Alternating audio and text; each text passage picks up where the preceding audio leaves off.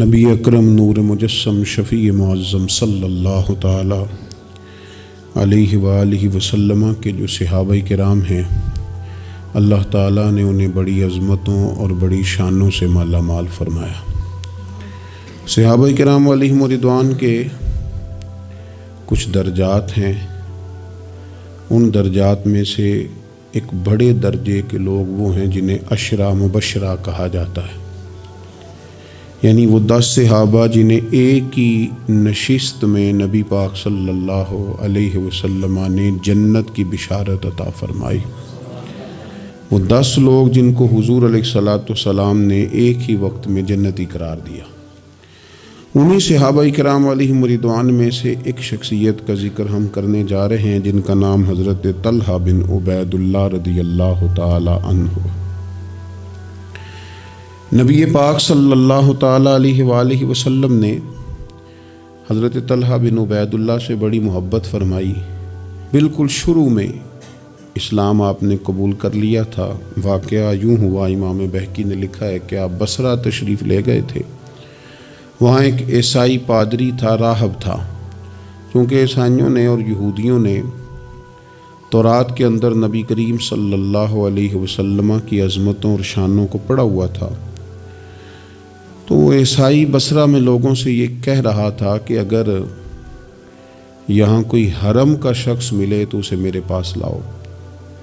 حضرت طلحہ بن عبید اللہ رضی اللہ تعالیٰ عنہ وہاں گئے ہوئے تھے۔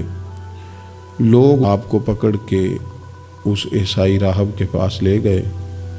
اس نے آپ سے پوچھا کہ مکے میں کوئی نیا واقعہ ہوا ہے، کسی احمد نامی شخص کا ظہور ہوا ہے؟ انہوں نے کہا، حضرت طلحہ بن عبید اللہ نے، کہ نہیں مجھے تو نہیں پتا۔ تو اس نے کہا کہ وہاں احمد نامی ایک شخص کا ظہور ہوگا جو اللہ کے پیارے رسول ہوں گے۔ حضرت طلحہ بن عبید اللہ کہتے ہیں وہ بات میرے دل میں نقش کر گئی۔ میں وہاں سے مکہ شریف آیا اور میں نے لوگوں سے پوچھا کہ یہاں کوئی انوکھی بات ہوئی ہے؟ تو انہوں نے کہا ہاں، نبی پاک صلی اللہ علیہ وسلم نے اعلان نبوت کیا ہے اور جناب ابو بکر صدیق نے ان کی اتباع بھی قبول کر لی۔ فرماتے ہیں حضرت صدیق اکبر رضی اللہ تعالیٰ عنہ سے میری اچھی شناسائی تھی، میں ان کے پاس گیا، پھر انہوں نے اس والہانہ انداز میں حضور کا ذکر کیا کہ میں نبی کریم کا کلمہ پڑھ کے حضور کا غلام بن گیا۔ حضرت طلحہ بن عبید اللہ رضی اللہ تعالیٰ عنہ ان 10 صحابہ میں سے ہیں جنہیں نبی پاک صلی اللہ علیہ وسلم نے جنت کی بشارت عطا فرمائی۔ اور حضرت طلحہ بن عبید اللہ رضی اللہ تعالی عنہ ان 8 افراد میں سے ہیں جنہوں نے سب سے پہلے اسلام قبول کیا۔ اور حضرت طلحہ بن عبید اللہ رضی اللہ تعالی عنہ کا شمار ان 5 صحابہ کرام میں ہوتا ہے جنہوں نے حضرت ابو بکر صدیق کے ہاتھ پہ اسلام قبول کیا۔ اور حضرت طلحہ بن عبید اللہ رضی اللہ تعالیٰ عنہ ان 6 لوگوں میں سے ہیں جن کی شورا حضرت عمر فاروق نے بنائی تھی اپنے بعد خلیفہ منتخب کرنے کے لیے۔ اور حضرت طلحہ بن عبید اللہ کی سب سے بڑی فضیلت یہ ہے کہ آپ ان خوش نصیب لوگوں میں سے ہیں جن سے نبی پاک علیہ السلام اپنے وصال ظاہری تک ہمیشہ راضی ہی رہے ہیں۔ اور حضور علیہ الصلوۃ والسلام نے فرمایا جنت میں میرے 2 پڑوسی ہیں، 2 بندے جنت میں میرے ہمسائے ہیں۔ یا رسول اللہ صلی اللہ علیہ وسلم کون سے؟ فرمایا ایک حضرت زبیر بن عوام اور دوسرے طلحہ بن عبید اللہ رضی اللہ تعالی عنہ۔ یہ 2 لوگ ایسے ہیں جن کو رسول پاک صلی اللہ تعالی علیہ وسلم نے فرمایا کہ یہ جنت میں میرے پڑوسی ہیں۔ حضرت طلحہ بن عبید اللہ چونکہ اتنے بڑے آدمی ہیں، اتنی بڑی فضیلت کے آدمی ہیں، تو تھوڑا سا ان کی سیرت کے بعض نقوش پر بھی ہمیں آگے غور کرنی ہے۔ حضرت طلحہ بن عبید اللہ رضی اللہ تعالیٰ عنہ کے مزاج میں بہت زیادہ عاجزی تھی۔ اگر کوئی شخص صاحب فضیلت ہوتا ہے نا تو اسے بھی پتہ ہوتا ہے کہ میری یہ فضیلت ہے۔ اگر کوئی عالم ہے، لوگ اسے عالم جانتے ہیں، تو اسے بھی تو پتہ ہوتا ہے نا کہ میرے پاس علم ہے۔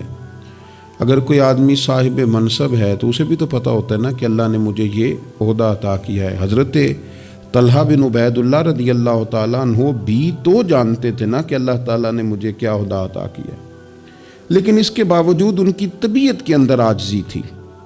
ایک مرتبہ انہوں نے ایک جگہ پہ لوگوں کو نماز پڑھائی، اور نماز پڑھانے کے بعد فرمانے لگے میں تو نماز پڑھانے سے پہلے تم سے اجازت لینا بھول ہی گیا تھا کہ تمہیں نماز پڑھاؤں کہ نہ پڑھاؤں۔ لوگوں نے عرض کی حضور ہماری تو یہ بڑی سعادت ہے کہ آپ نے ہماری امامت فرمائی ہے، اس میں اجازت لینے کی کیا بات ہے؟ تو حضرت طلحہ رضی اللہ تعالیٰ عنہ فرمانے لگے اگر کوئی شخص لوگوں کی امامت کرائے، نماز پڑھائے، لیکن لوگ اس سے راضی نہ ہوں کہ یہ ہمارا امام بنے، تو فرمایا اس کی نماز اس کے کانوں سے اوپر تک نہیں جاتی۔ لہذا میں نہیں چاہتا کہ زبردستی تم پر مسلط ہوں، میں چاہتا یہ تھا کہ پہلے تم سے پوچھ لوں پھر تمہارا امام بنوں۔ یہ مزاج کی عاجزی، اور طلباء کو، علماء کو، آئمہ کو یہ سبق دینے کے لیے کہ اگر تمہیں اللہ تعالیٰ منصب عطا کرے تو وہ منصب پھر بھی تمہارے اندر عاجزی ہی پیدا کرے، انکساری ہی تمہارے مزاج کا حصہ بنے۔ اللہ تبارک و تعالیٰ نے حضرت طلحہ رضی اللہ تعالیٰ عنہ کو مال بھی عطا فرمایا تھا، لیکن اس کے ساتھ ساتھ خرچ کرنے کا شوق اور جذبہ بھی اللہ نے انہیں دیا تھا۔ ایک شخص پر 30,000 دینار کا قرضہ تھا، سارا ہی انہوں نے اپنے ذمے لے لیا، فرمایا تو بے فکر ہو جا، میں تیرا سارا قرضہ ہی ادا کر دوں گا۔ یتیموں، بیواؤں، مساکین سب کے ساتھ فراخ دلی سے پیش آتے، لوگوں کے مسائل حل کرتے۔ اور حضرت سیدہ طیبہ طاہرہ سیدہ عائشہ صدیقہ رضی اللہ تعالیٰ عنہا جو کہ مومنوں کی ماں ہیں، تو ماں سے عقیدت ہوتی ہے۔ حضرت طلحہ بن عبید اللہ رضی اللہ تعالیٰ عنہ کو بڑی عقیدت تھی، ہر سال 10,000 دینار سیدہ عائشہ کی خدمت میں بطور نذرانہ کے پیش کرتے تھے، بطور نذرانہ کے، اپنے دل کی تسکین کے لیے کہ میں اپنی ماں کی خدمت کر رہا ہوں۔ اور خدمت خلق اور دینے کا جذبہ اس طرح کا تھا کہ ان کی زوجہ ارشاد فرماتی ہیں کہ ایک دن میں انہوں نے 1,00,000 درہم اللہ کے راستے میں خرچ کیا۔ لیکن اپنی ان کی کیفیت یہ تھی کہ انہیں نماز میں مسجد جانے میں اس لیے دیر ہو گئی کہ ان کا کرتا پھٹا ہوا تھا اور میں کرتا سی رہی تھی، تو کرتا سیتے سیتے دیر ہو گئی تو ان کی جماعت رہ گئی، یعنی اللہ کے بندوں پر خرچ کر دیا لیکن اپنے اوپر انہوں نے خرچ نہیں کیا۔ یہ سٹیٹس بندے کا اس وقت بنتا ہے جب دیکھیں نا، بہت سارے لوگوں کا مزاج ہوتا ہے کہ میں پیسے جمع کر لوں، پیسے جمع کر لوں، تو وہ بھی جمع کرتے تھے، اللہ کے بندے بھی جمع کرتے تھے، پر دنیا کے بینکوں میں نہیں، آخرت کے خزانے میں۔ تو وہ آخرت کے خزانے میں جمع کرنے کا یہ انداز تھا کہ ان کی زوجہ فرماتی ہیں کہ ایک دن میں نے انہیں بڑا پریشان دیکھا، بڑے پریشان تھے، تو میں نے ان سے کہا کہ مجھ سے کوئی غلطی ہو گئی، آپ بہت زیادہ پریشان ہیں؟ تو حضرت طلحہ بن عبید اللہ رضی اللہ تعالیٰ عنہ فرمانے لگے نہیں، تم سے کوئی غلطی نہیں ہوئی، اصل میں آج میرے پاس بہت سارے پیسے جمع ہو گئے، تو میں پریشان ہوں کہ اتنی دولت کے ساتھ وقت گزاروں گا۔ کتنی بلڈنگوں پہ راضی ہیں مسلمان، سرمایہ آتا کسے برا لگتا ہے، کس طرح لوگ پیسہ چھپا چھپا کے رکھتے ہیں، کس طرح لوگ اپنی بے نامی جائیدادیں بناتے ہیں، کیا ترتیب لوگ اختیار کرتے ہیں مال کو کسی طریقے سے سنبھال کے رکھا جائے، خرچ نہ ہو۔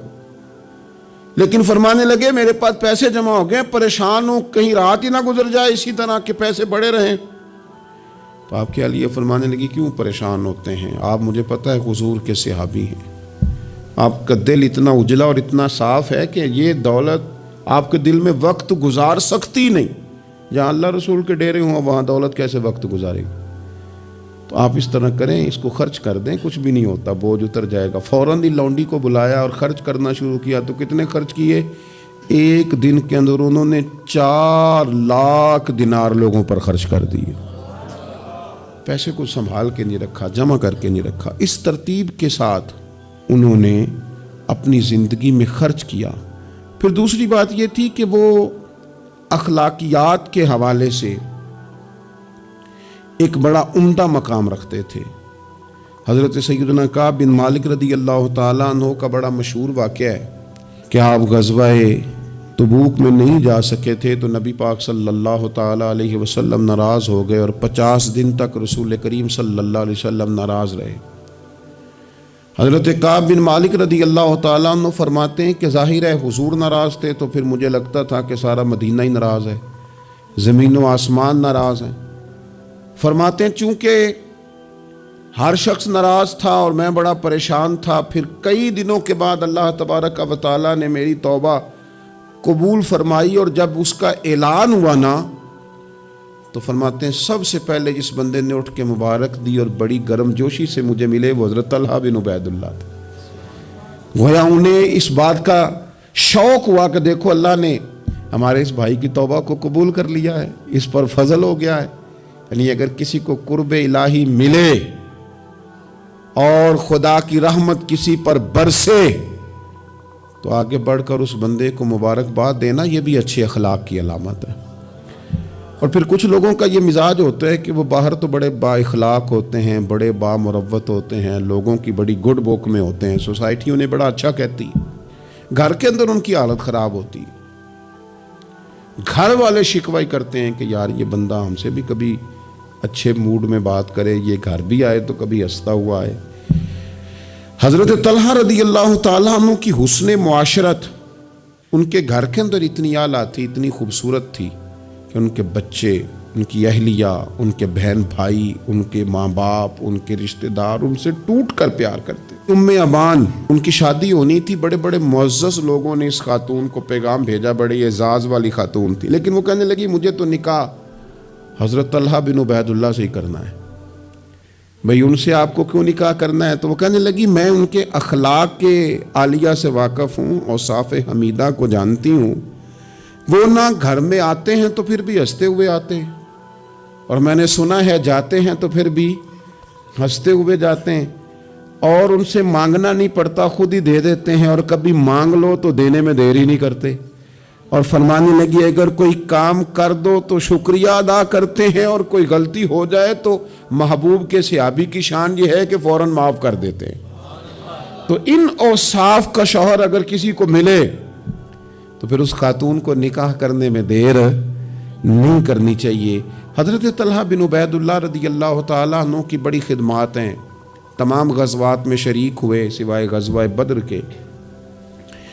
اس میں بھی بعض محدثین نے لکھا ہے کہ انہیں نبی پاک صلی اللہ تعالیٰ علیہ وسلم نے ایک مہم پہ بھیجا تھا جس کی بنیاد پر وہ جو نہ جا سکے غزوہ بدر میں، عملی طور پر شریک نہ ہو سکے، لیکن جو غزوہ احد ہے اس کے بارے میں تو حضرت ابو بکر صدیق رضی اللہ تعالیٰ عنہ فرمایا کرتے تھے غزوہ احد کا سارا دن ہی حضرت طلحہ کا ہے۔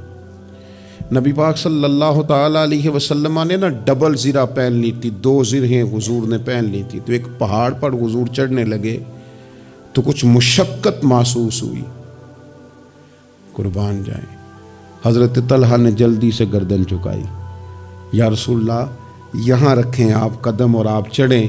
محبوب نے قدم رکھا اور رکھتے ہی فرمایا لو طلحہ تم نے اپنے اوپر جنت واجب کر لی ہے، تم نے اپنے اوپر جنت واجب کر لی۔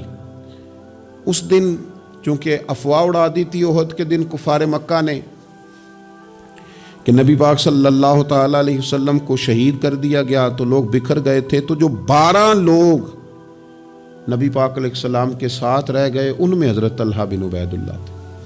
جو تیر بھی حضور کی طرف آتا تھا نا وہ اپنا ہاتھ آگے کر دیتے تھے، ان کا ایک ہاتھ شل ہو گیا سارا۔